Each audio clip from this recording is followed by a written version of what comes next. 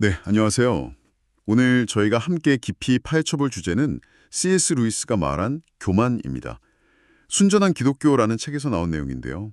루이스는 이걸 가장 큰 죄라고까지 불렀어요. 네, 안녕하세요. 루이스에게 교만은 그냥 여러 죄 중 하나가 아니라 모든 악의 근원이자 하나님께 정면으로 맞서는 그런 마음 상태라고 본 거죠. 근데 흥미로운 게 이게 우리 대부분은 남한테서는 기가 막히게 잘 보면서 정작 자기 안에서는 거의 못 본다는 거예요. 그렇죠. 오히려 남이 교만하면 엄청 혐오하고요. 맞아요. 그게 참 역설적인 지점이죠.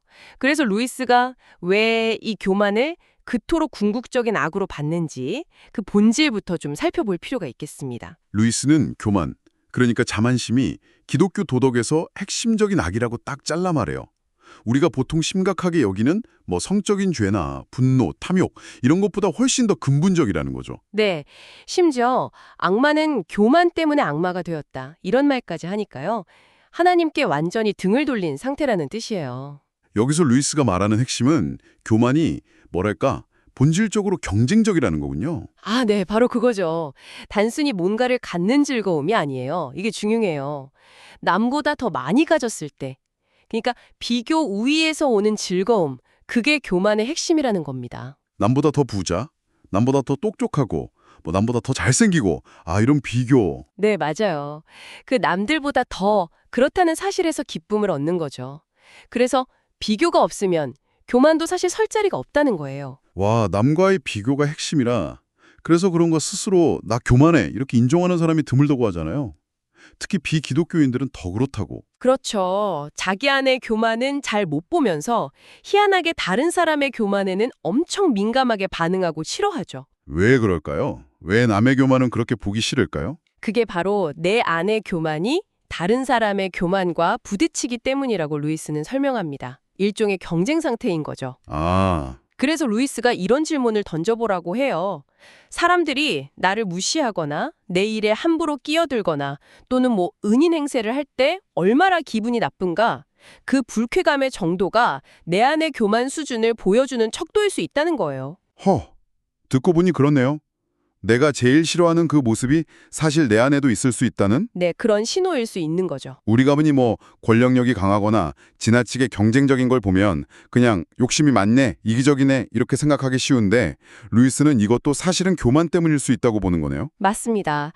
예를 들어서 이미 엄청난 부자가 왜 계속 돈을 더 벌려고 할까? 이걸 생각해 보면요. 네네. 그게 단순히 더 많은 쾌락, 좋은 차, 좋은 집 이런 걸 위한 탐욕이라기보다는 다른 부자들보다 더 부유해지려는, 그러니까 더 강력한 힘, 우월감 이런 걸 추구하는 교만 때문일 가능성이 높다는 분석이죠. 아, 남을 내 뜻대로 움직이려는 욕구? 그것도 교만에서 온다고요? 네, 그만큼 자기 우월감을 강하게 느끼게 해주는 게 또 드물잖아요.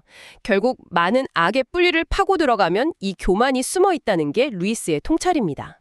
교만한 사람은 하나님을 볼 수 없다는 말도 참 인상 깊었어요. 늘 아래를 내려다보면서 남과 비교하느라 자기 위에 있는 존재는 아예 보질 못한다. 정확해요. 하나님을 안다는 건 그분 앞에서 내가 정말 아무것도 아니구나. 이걸 깨닫는 과정과 같다고 루이스는 말하거든요. 여기서 특히 종교적인 사람들한테 나타날 수 있는 교만의 위험성도 경고해요. 자기가 만들어낸 어떤 상상 속의 하나님, 헛개비 하나님을 섬기면서 실제로는 나는 저 사람들보다 영적으로 더 나아? 이렇게 착각하는 경우죠.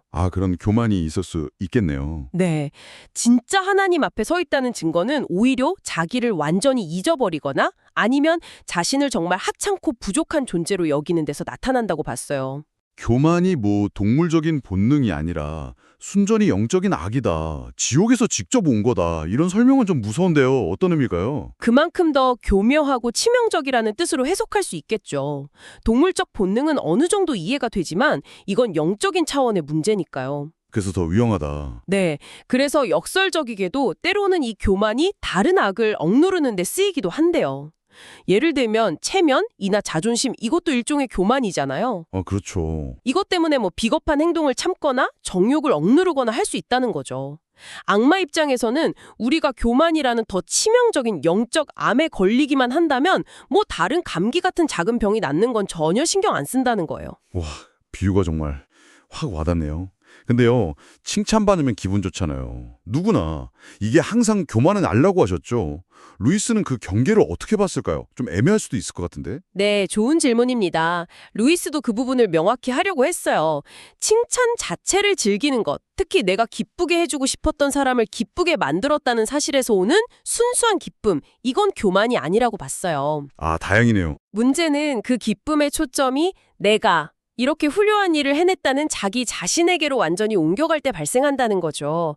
내가 대단하다, 여기에 집중될 때요. 아하. 그래서 그는 허영심이, 베니티, 교만, 프라이드보다는 그래도 좀 덜 위험하다고 봤어요.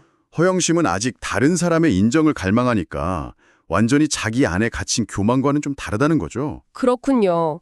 뭐 내 자식이나 내 학교를 자랑스러워하는 그런 마음은요, 그것도 교만인가요? 그것도 마찬가지 맥락입니다. 단순한 애정이나 경탄, 자부심 자체는 죄가 아니에요. 자연스러운 감정이죠. 하지만 그것 때문에 내가 남보다 우월하다고 느끼기 시작하면 그게 교만이 되는 겁니다. 내 자식이 최고니까 나도 최고, 뭐 이런 식으로요. 알겠습니다. 그럼 하나님이 교만을 금지하시는 이유는 당신 체면 때문이 아니라 우리를 위해서라는 거네요. 네, 정확합니다.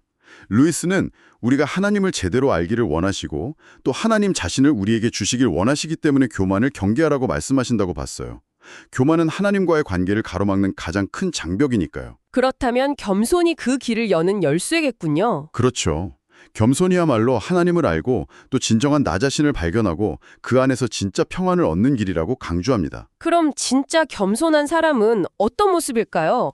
우리가 흔히 생각하는 것처럼 막 자기를 비하하고 좀 비굴해 보이고 그런 모습은 아니라고 하던데요. 네, 전혀 아니죠. 루이스가 묘사하는 진정으로 겸손한 사람은 오히려 되게 쾌활하고 명랑하고 또 지적인 사람이에요. 다른 사람들의 말이나 생각에 진지하게 관심을 보이고요. 오, 그리고 가장 중요한 특징은 자기 자신에 대해서 거의 생각하지 않는다는 거예요. 자의식 과잉에서 벗어난 사람이죠. 와, 자기 자신을 거의 의식하지 않는다. 쉽지 않겠는데요? 어렵죠. 그래서 겸손의 첫걸음은 다른 게 아니라 내가 교만하다는 사실을 깨닫는 것. 바로 그거라고 루이스는 말합니다.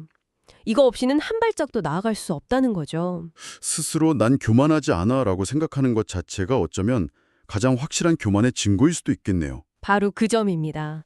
루이스가 말하는 교만은 단순히 거만한 태도를 넘어서 우리 존재 깊숙한 곳에서 끊임없이 경쟁심을 부추기고 우리를 서로에게서 또 하나님에게서 갈라놓는 그런 근본적인 문제라는 거죠. 이것이 다른 어떤 악보대도 더 뿌리 깊고 위험하다고 본 이유입니다. 네, 정말 많은 생각을 하게 만드는 깊이 있는 분석입니다. 오늘 저희가 함께 나눈 이 이야기를 바탕으로 여러분도 스스로에게 이런 질문을 한번 던져보시면 어떨까 싶어요. 일상생활 속에서 누군가 나를 좀 무시하는 것 같거나 내 가치를 제대로 알아주지 않는다고 느낄 때 확 올라오는 그 불쾌한 감정 있잖아요. 그 감정의 본질 속에 내가 남보다 더 우월해야 하는데 하는 그 경쟁적인 교만이 얼마나 숨어 있는지 한번 가만히 들여다본다면 여러분의 감정과 반응은 혹시 어떻게 달라질 수 있을까요?